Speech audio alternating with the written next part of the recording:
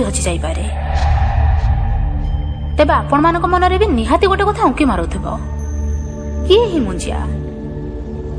वास्तव में मुंजिया हेउछि जदि कोनसी ब्राह्मण छुआर प्रथम थर मुंडन पर 10 ରୁ 14 दिन भितर कौनसी भी कारणवशतः मृत्यु हो जाए तो से एक प्रेत होता है, एक एमिति आत्मा जहाँ को मुक्ति मिल न थाए।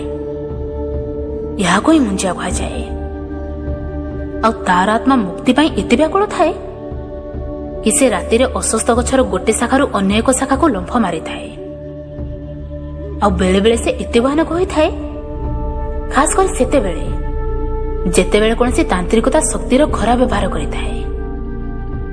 तेणु भविष्य रे कहार किछि क्षति न करू चिंता करी प्राचीन कालरू आज पर्यंत पंडित माने ताको मंत्र बल रे अस्वस्थ गछरे बांधी देइछंती। तेणु जेबे भी केबे कोनसी ब्राह्मण छुआ मुंजिया होई थाए तो से प्रेत होई अस्वस्थ गछरे रहिबाको लागे। किंतु ये मुंजिया कोनसी साधारण आत्मा होई न थाए, यह बहुत शक्तिशाली होई थाए आ बहुत भयानक भी होई थाए, जहा पाखरे बहुत सारा शक्ति गच्छित होई रही थाए, जहा फल से केबे काहाको जीवन मारी दे थाए तो आउ केबे काहाको भूत होई सारा जीवन हैरान करि थाए। तेबे चलंतु ए मुंजिया सहित जड़ित एक सत्य कहानी सुनिबा आज रही एपिसोड माध्यम रे।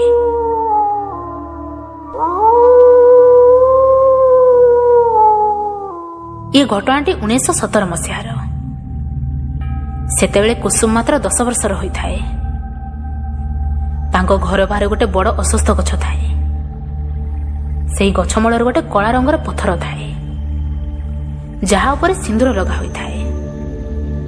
सेही पत्थर पूजा कुसुमर बापा प्रतिदिन करुथांती, किंतु केबे केबे तांकर अनुपस्थिति रे कुसुमर जेजेबापा सेही पूजा संपन्न करिथांती। सेही गछ पाखु कुसुम की ता माँ की घरर कौनसी भी स्त्री लोकंकर जीवा आसिबा सक्त मना थाए।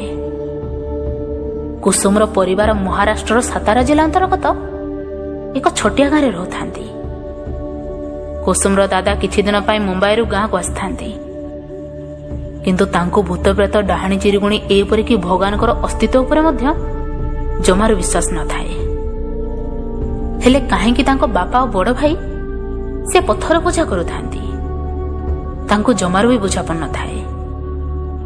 से बहुत थर एमिति तांको बापा और बड़ भाई को बुझाइछंती मध्य कि से पत्थर पूजा कर नाही, सेथुरु तुमको मिलुछि कौन, केवल समय नष्ट करिया छड़ा। किंतु तांको किछि फायदा मिले नाही। प्रतिथर तांकर कथा को सेमाने दुई जण एहा कहि टाळी दियंती, किंतु छोट पिलाटा तू ए सबरे मुंड भर्ती जमारो करना। से पत्थर तांकर घर बाहर गोटे बड़ अस्वस्थ गछ मूल थाए, जहा को गाँव समस्त लोक मुंजिया बोली कहती। किंतु कुसुमर दादांक नजर से केवल गोटे सामान्य कला पत्थर।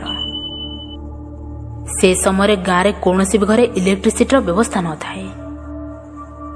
एमिति गोटे दिन राति रे कुसुम ता बाबा को डाकी जा समय कुसुमर गोड़ से पत्थर बाजी जाए आउ से झुंटी पड़ी तले खसी पड़े। अंधारे ताको जना पड़े नहीं कि से पत्थर एक्चुअली केउठी अछि, परंतु तले पड़ जा कारणरू ता मुंडरे गभीर आघात लगी जाए आउ सेथिरु धार धार होई रक्त बहिबाकु लागे। कुसुमर दादा ये सब देखी तांको बहुत जोर से राग आसी जाए, मान एते जोर राग कि जेमिति तांकर संपूर्ण शरीर रे रक्तर निया दौड़ियाकु लागे, जहा फल से राग तमतम होई से पत्थर को तळु उठाई बहुत दूर को जोर से फिंगी दियंती। यह देखी कुसुमर जेजेबापा कुसुमर दादा को कहती, अरे तू ये कौन कलु? यह शुणी कुसुमर दादा ता जेजेबापा को कहती, तुम कौन देखा जाऊनी छुआटार की अवस्था होईची? बारंबार मना करुची से पत्थरटार पूजा कर नाही, हेले मो कथा जमार सुनिबार नाही। ताकु आनी घर ईशान रखिछंती। तो ता जेजेबापा ता दादा को कहती, अरे मूर्ख, से पत्थर कौन साधारण पत्थर नथिला, बरमाम घरर मुंजिया थिला। तो तार घोर अपमान करिछु, एबे कौन अनर्थ हेब के जानी। सेतेलुकु कुसुमर जेजेबापा ए सब देखि पूरा डर रे थरहर होई सारि थांती। ଆଉ କୁସୁମ ତଳେ ବେହୋସ ହୋଇ ପଡ଼ିଥାଏ। ତ କୁସୁମର ଦାଦା ଆଉ ତା ବୋଉ ମିଶି ତାକୁ ପାଖର ଜଣେ ବୈଦ୍ୟଙ୍କ ପାଖକୁ ନେଇଯାଆନ୍ତି। ସେଠି ତା ମୁଣ୍ଡରେ 4ଟି ଷ୍ଟିଚ୍ ପଡ଼େ ଆଉ ତାକୁ ହୋସ୍କୁ ଅଣାଯାଏ। ହୋସ୍କୁ ଆସିବା ପରେ ସେମାନେ କୁସୁମକୁ ନେଇ ତାଙ୍କ ଘରକୁ ଚାଲି ଆସନ୍ତି।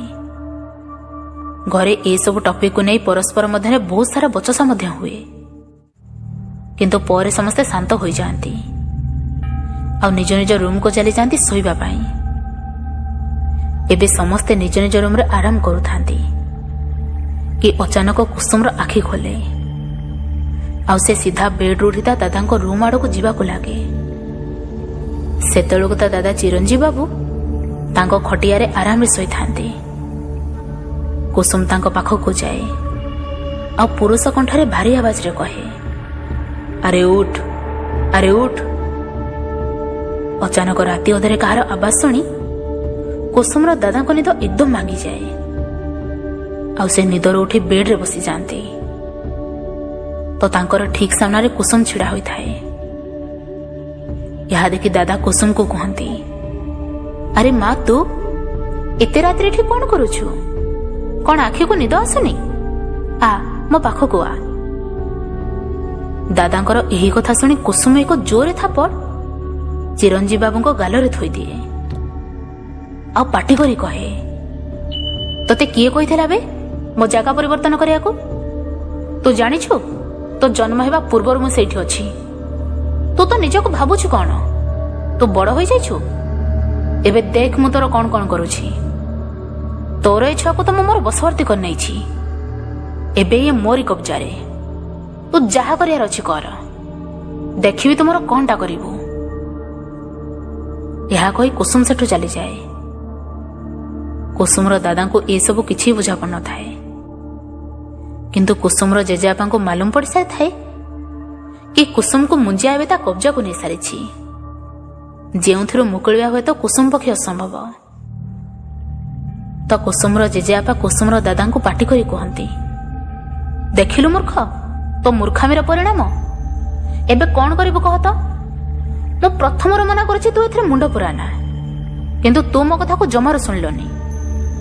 ସେ ପଥର କୌଣସି ସାଧାରଣ ପଥର ନଥିଲା, ବରଂ ଏ ଘରର ମୁଞ୍ଜିଆ ଥିଲା। ଏବେ ତୁ ତା ଜାଗା ପରିବର୍ତ୍ତନ କରି ବହୁତ ବଡ଼ ଭୁଲ କରିଦେଇଛୁ। ଏବେ ତୋତେ ତା କ୍ରୋଶର ଦଣ୍ଡ ଭୋଗିବାକୁ ପଡ଼ିବ। ଆଉ ତା ସହ ମୋ ନାତୁଣୀ କୁସୁମ ବି ଆଉ ଫେରିବ କି ନାହିଁ ତାହା ବି ଜଣା ନାହିଁ। ଏହା କହି କୁସୁମର ଜେଜେବାପା ଭୟରେ କାନ୍ଦି ଉଠନ୍ତି ଆଉ ମୁଣ୍ଡରେ ହାତ ଦେଇ ଚୌକି ଉପରେ ବସିଯାଆନ୍ତି। ତ କୁସୁମର ଦାଦା ତାଙ୍କ ଗୋଡ଼ ତଳେ ବସି କୁହନ୍ତି, ହେଲେ ବାବା, ମୋର କଣ ଭୁଲ? ମୁଁ ତ ଭାବିଲି ତା ଗୋଟେ ସାମାନ୍ୟ ପଥର ବୋଲି।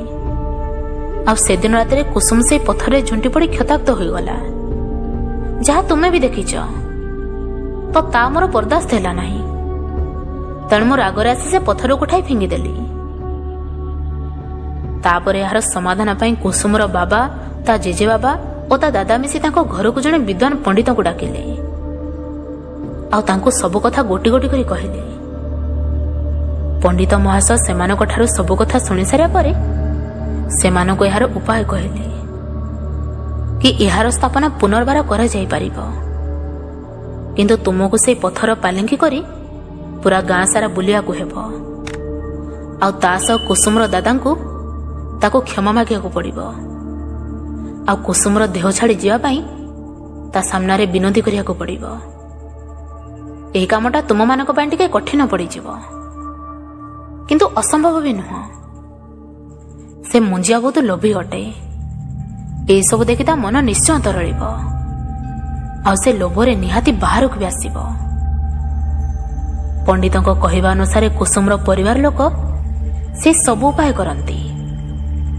ସେ ପଥରର ପାଲିଙ୍କି କରି ତାକୁ ଗାଁ ସାରା ବୁଲାନ୍ତି ଆଉ ତାପରେ କୁସୁମର ଦାଦା ଚିରଞ୍ଜୀବ ବାବୁ ସେ ମୁଞ୍ଜିଆକୁ କ୍ଷମା ବି ମାଗନ୍ତି ଆଉ କୁସୁମର ଶରୀର ଛାଡ଼ିଦେବା ପାଇଁ ତା ସାମ୍ନାରେ ଆକୁଳ ବିନତି ବି କରନ୍ତି ଓ ତା ବଦଳରେ ତା ପାଇଁ ଏକ ମନ୍ଦିର ସ୍ଥାପନା କରିଦେବା ପାଇଁ ପ୍ରତିଜ୍ଞା କରନ୍ତି।